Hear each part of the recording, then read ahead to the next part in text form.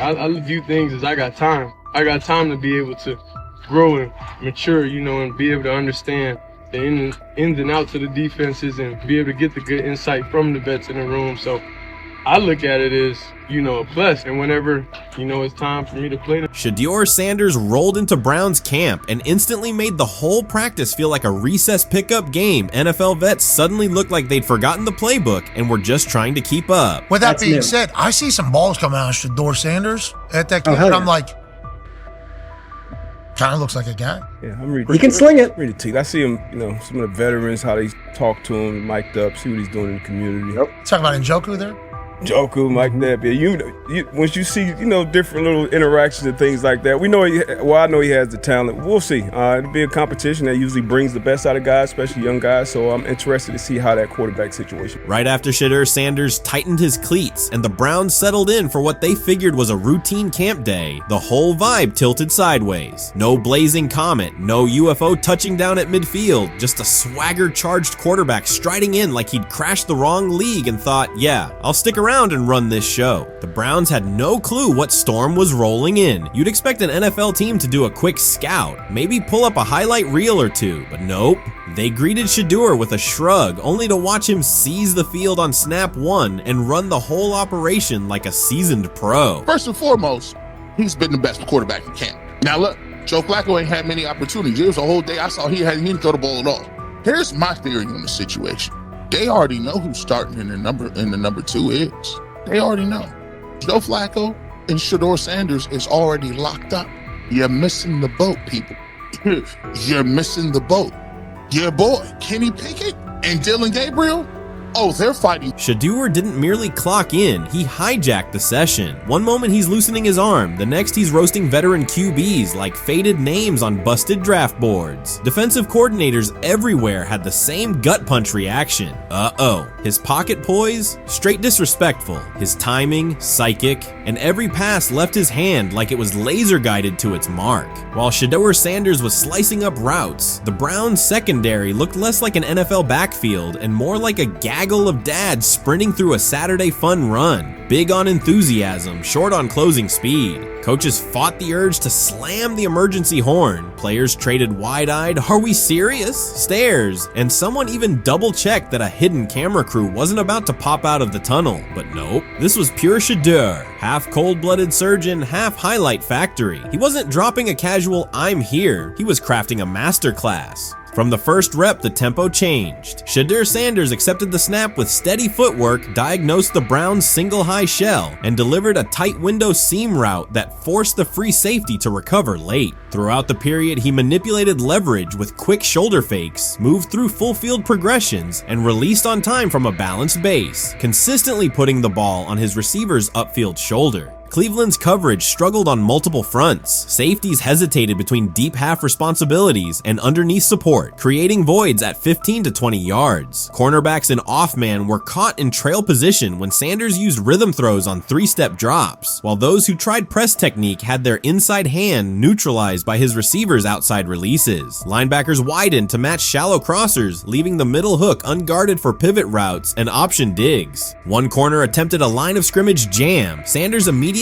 adjusted the route to a back shoulder fade, releasing the ball before the break and rendering the press ineffective. Over the session, he showcased pocket discipline, reclimbing to maintain throwing lanes rather than drifting, and finished with a series of anticipatory throws against cover 2 cloud, fitting vertical outs between the flat and deep half defenders. Sanders' combination of rapid post-snap processing, precise ball placement, and pocket efficiency exposed coverage mismatches at every level and highlighted communication gaps in the Browns secondary. By mid-session, the Browns defensive staff clearly recognized their calls were outmatched. Every adjustment, a roll to cover 6, a simulated pressure, a late rotate to 2 high, was neutralized once Shedeur Sanders confirmed the post-snap picture. Routes that had taken weeks to script were beaten by timing and location. Comeback set at 12 yards broke open before the corner's transition. Slot seam-outs dotted the void between the flat and deep half defender, and boundary receivers beat press with quick hand techniques, receiving distributing the ball before the trail man could recover. Sanders' command was methodical. He used cadence to freeze plug blitzes, re-ID'd the mic when linebackers sugared the A-gaps, and maintained a firm base so he could reset and fire without resetting his feet. His receivers benefited from that rhythm. Top of the stem, eyes back. Ball delivered on their upfield shoulder, allowing immediate transition to YAC. The Browns front tried a late stunt to compress the pocket. Sanders climbed 2 steps, re-spotted the shallow crosser, and delivered in stride, turning a potential sack into a 20-yard gain. What stood out most was how little ramp-up Sanders needed. From his first series, he processed full field concepts at tempo, cycling through progression reads without hitching. The poise under interior pressure, consistency in ball placement, and ability to manipulate zone defenders left the Browns' coordinated disguise packages ineffective and forced them into static coverage by the end of the period. In short, Sanders' efficient mechanics, rapid processing, and anticipatory accuracy rendered Cleveland's defensive game plan ineffective at every level, from pre-snap disguise to post-snap spacing. Imagine there's many people that think Dylan Gabriel's a better quarterback than Shedeur Sanders. I don't care where they were drafted. If the Browns are the one team that thinks that, then I'm going to suspect it's not true. They don't know what listen, they're I've doing. been on every quarterback evaluation for 30 years. Right. I never root against anybody. Yeah. But I'd be surprised if Dylan Gabriel's ever a legitimate starting quarterback for the Cleveland Browns. I'd be surprised. I just don't think. Well, then it is a wasted pick because you took him in the top 100.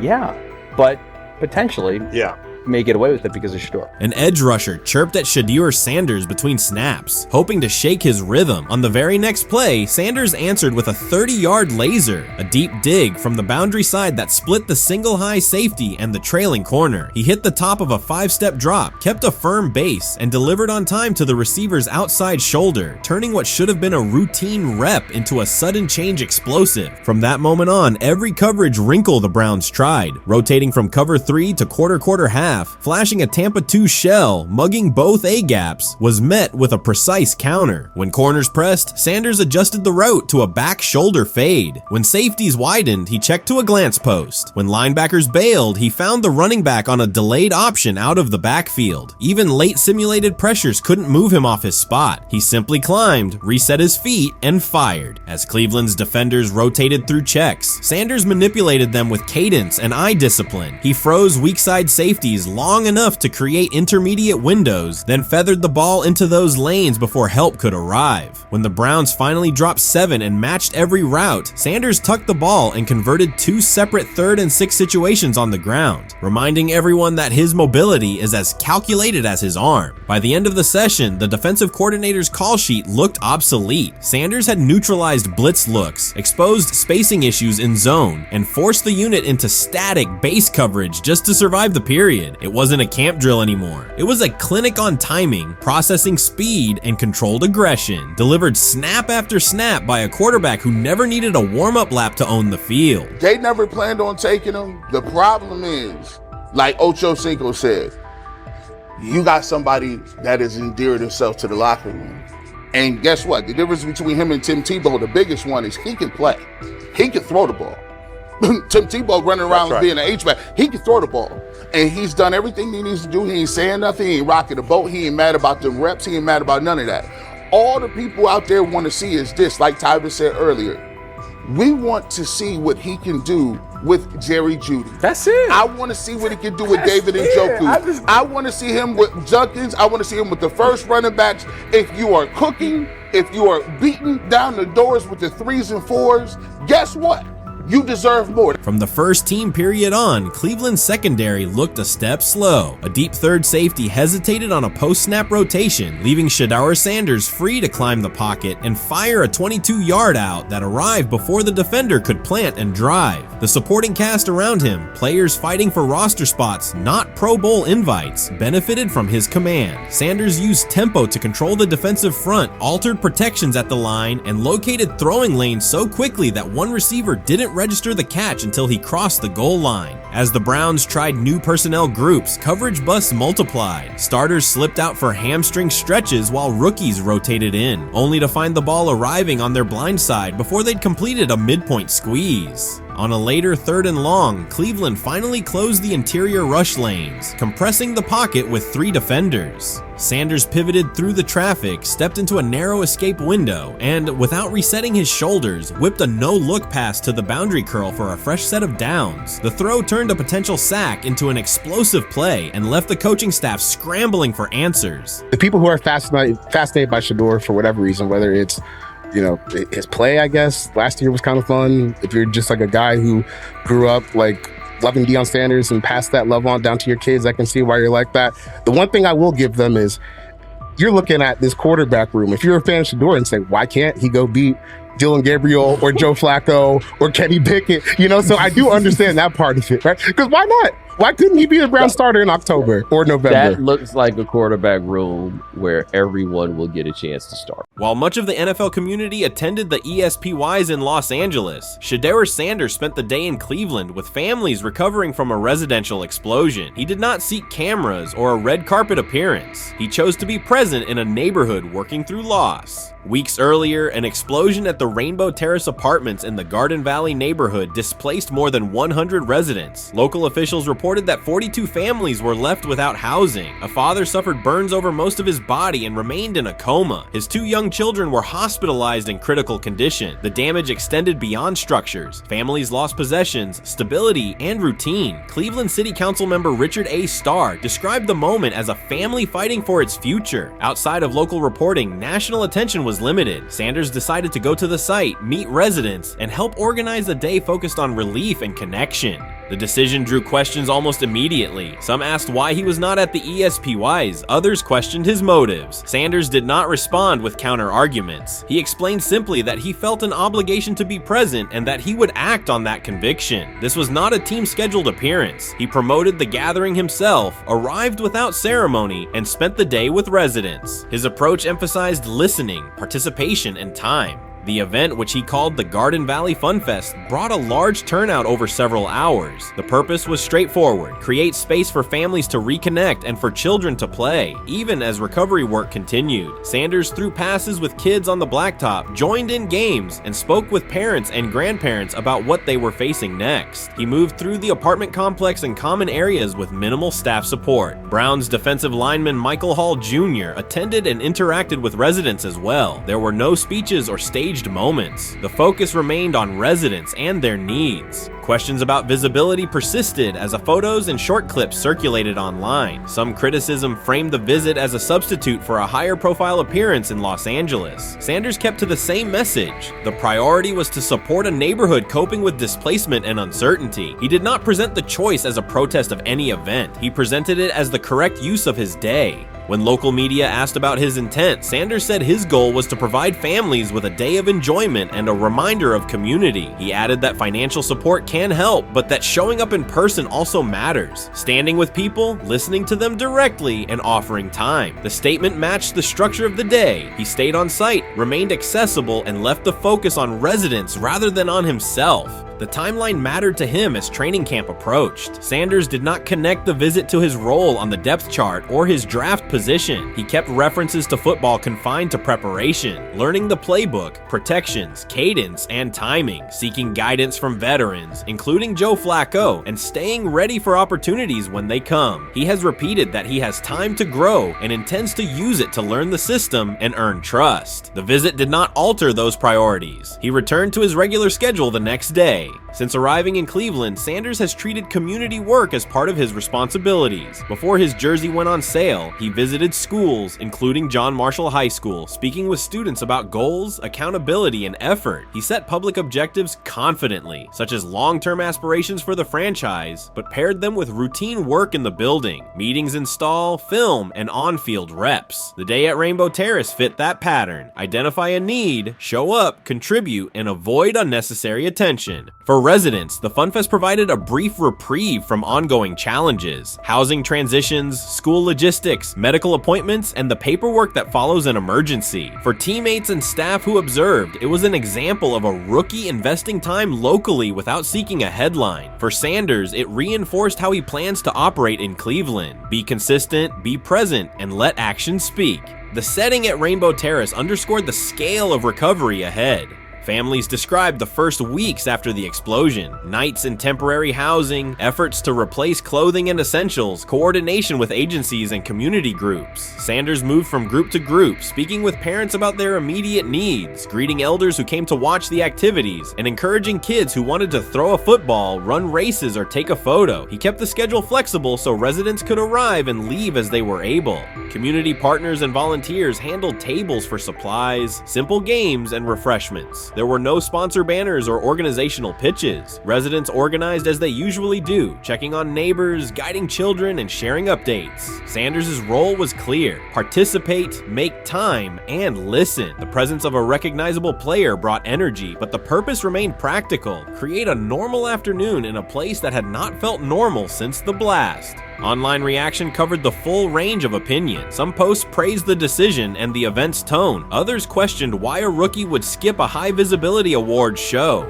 Sanders did not try to manage that conversation. He maintained the same explanation. He chose to spend the day where he believed he could be useful, and then he returned to his football schedule. The approach was consistent with how he addresses other topics: answer directly and move on to the next task. The same measured approach appears in his preparation for camp. Sanders has not asked for public guarantees about reps. He has focused on install recall, cadence, and protection IDs, route timing, and situational work. He has sought input from veterans, thanked teammates who have provided guidance, and spent time with receivers and linemen to align on communication.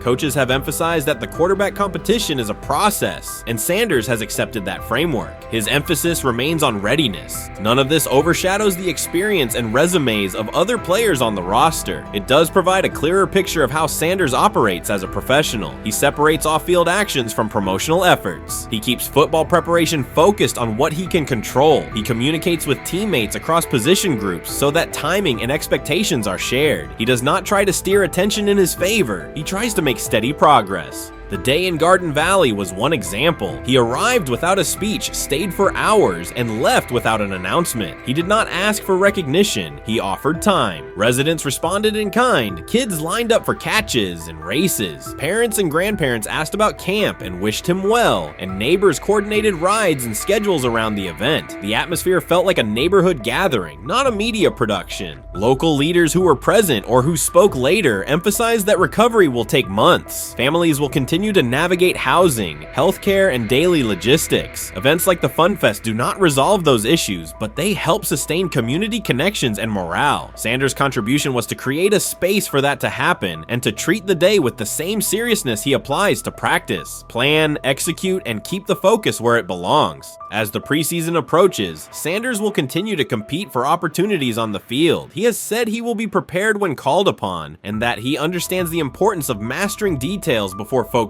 on outcomes. The organization will make decisions based on evaluation, and he will accept the results while continuing to improve. The off-field choices will remain consistent: identify needs in the city where he lives and contribute in direct, practical ways. The core elements are simple. A neighborhood suffered a significant loss. Residents faced immediate and ongoing challenges. A rookie quarterback chose to spend a day there, without a press conference, without a schedule of talking points, and participate in a community-led event designed to give families a break and remind children that play still has a place. He provided presence, not a headline. He listened more than he spoke. He returned to work the next day. In a league and media environment that often prioritize visibility, Sanders made a different choice. He kept attention on people, not optics. He placed value on time spent in person rather than on appearances. He continued to build trust in the locker room and in the city through steady conduct rather than declarations. That approach, measured, direct, and consistent, will shape how he is viewed in Cleveland as much as any public statement could. The outcome of his football career will be decided on the field by installations learned, reads made, throws delivered, and games played. The outcome of his role in the community will be measured by smaller, quieter moments. Afternoons like the Fun Fest, school visits, and unannounced stops where listening matters more than being seen. For Cleveland residents at Rainbow Terrace, the takeaway from that day was straightforward. Someone who represents their team showed up, stayed, and participated without fanfare. For Sanders, it was the same. Do the work in front of you, whether that is a practice period or a neighborhood event, and keep the focus on the people who are affected most. So before your final year at Miami, there's a lot of conversations revolved around Shedeur Sanders.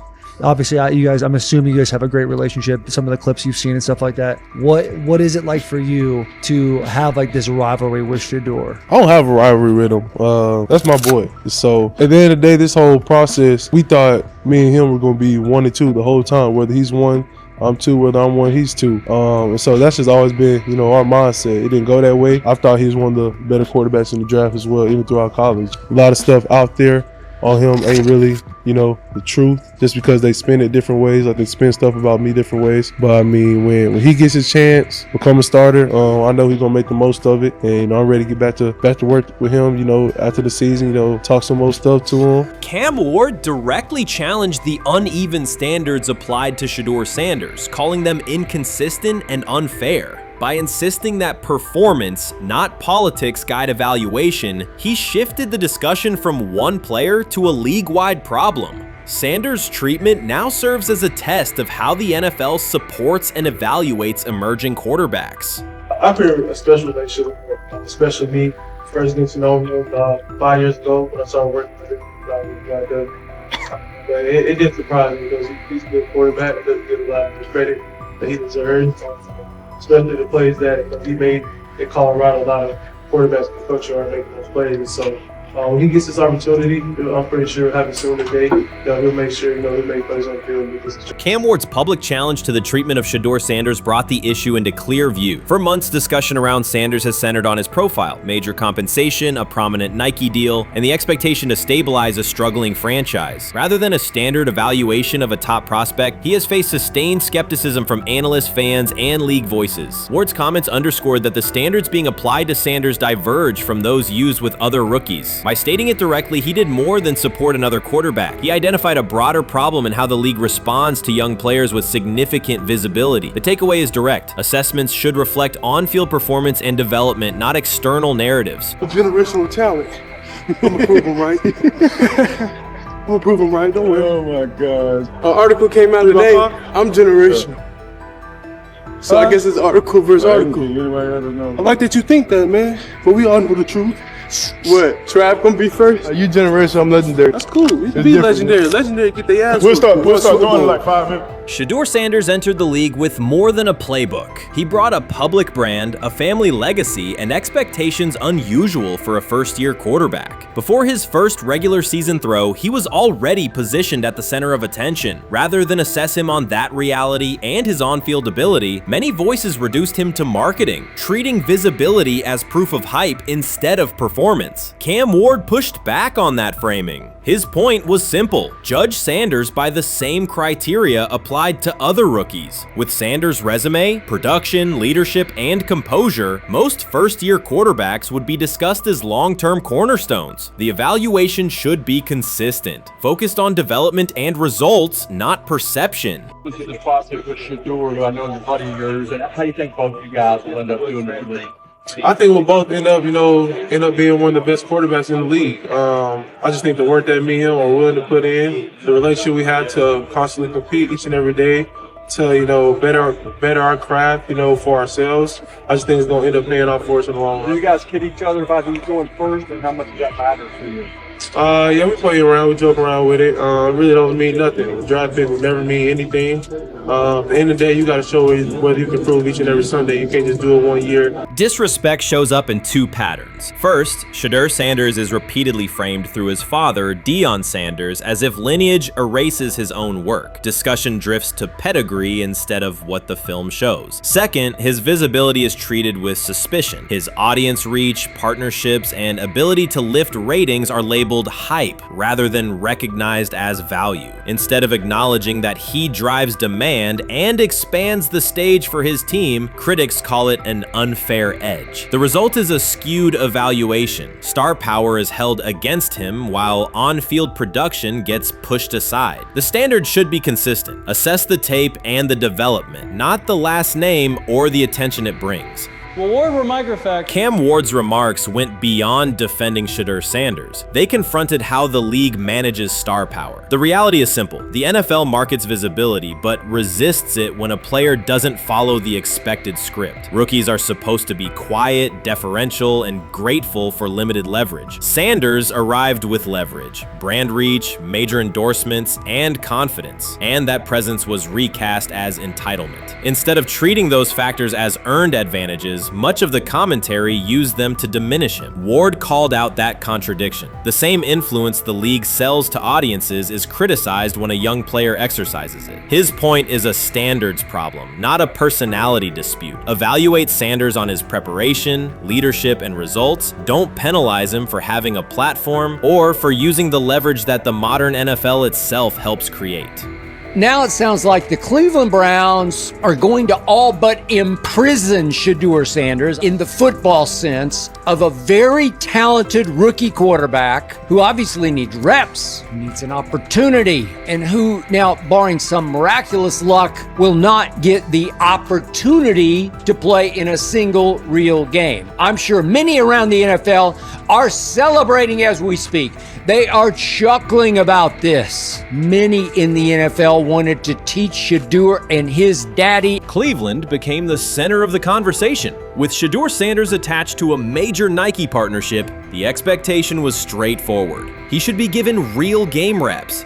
The Browns instead leaned on Joe Flacco as the default choice, treating stability as the safer path while sidelining a quarterback with clear cultural and commercial pull. Each week Sanders didn't see the field, scrutiny grew. Commentary questioned the value of his contract environment and relevance, and fan debate shifted from development to doubt. That wasn't measured evaluation. It was a delay framed as prudence that eroded confidence in the process. Cam Ward reset the terms of the debate. He pointed to an uneven standard. When veterans or other young players secure significant endorsements, it's considered smart business. When Sanders does it at scale, it's recast as ego or hype. Even the scope of his off-field agreements became ammunition against him rather than evidence of market demand. Ward's position is simple. Use one standard. Assess Sanders on preparation, decision-making, and progression, not on discomfort with his platform. Treat visibility as an asset, not a disqualifier. The issue isn't attitude or branding, it's the consistency of the evaluation. Ward called it directly. The treatment has been unequal, and it should be corrected by aligning opportunity with performance criteria. Fans need to recognize there's not a team in the league he'd start for. Not one. That's not ridiculous, that's not unfair, that's not a vast conspiracy. Shedeur Sanders fans are Angel Reese fans. They're just fair weather fans who don't really give a fuck about the sport. Most of them are just Deion fucking groupies that followed him when he went to fucking Colorado, just like Angel Reese's fans had never watched basketball prior to her playing at LSU, and they followed her to the WNBA and don't know shit about the sport.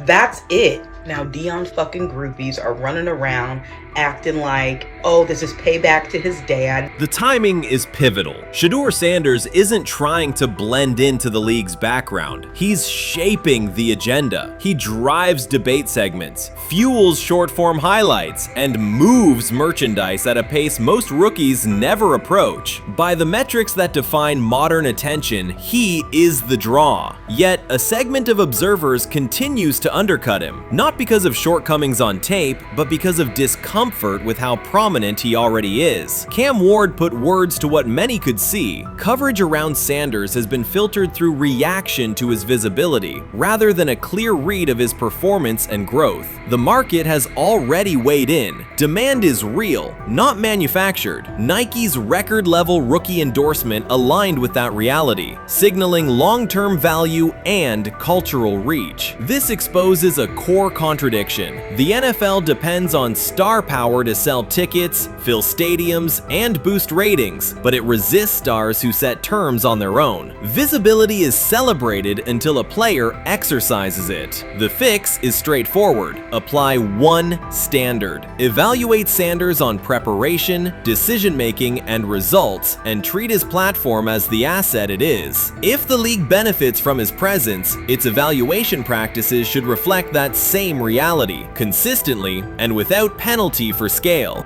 Shedeur Sanders does not depend on league promotion. He established his platform before the NFL and continues to expand it on his own terms. That autonomy challenges the status quo. Cam Ward's support was more than a defense of a teammate. It was a warning that if the league holds to outdated expectations, it risks falling behind the very players who drive audience attention and revenue. Claims that Sanders lacks real popularity ignore measurable facts. A large, active following, consistent merchandise demand, and sustained coverage across major outlets. Doubts about his standing as a quarterback overlook his college production and growth indicators. The pattern is familiar. Efforts to minimize him increase his reach. Each skeptical headline widens the spotlight, and each dismissive take creates more engagement. You cannot reduce a player built for visibility by arguing he should be less visible. The practical outcome is the opposite. Scrutiny becomes signal. Sanders is not merely enduring criticism, he is turning it into momentum, converting attention into leverage on and off the field.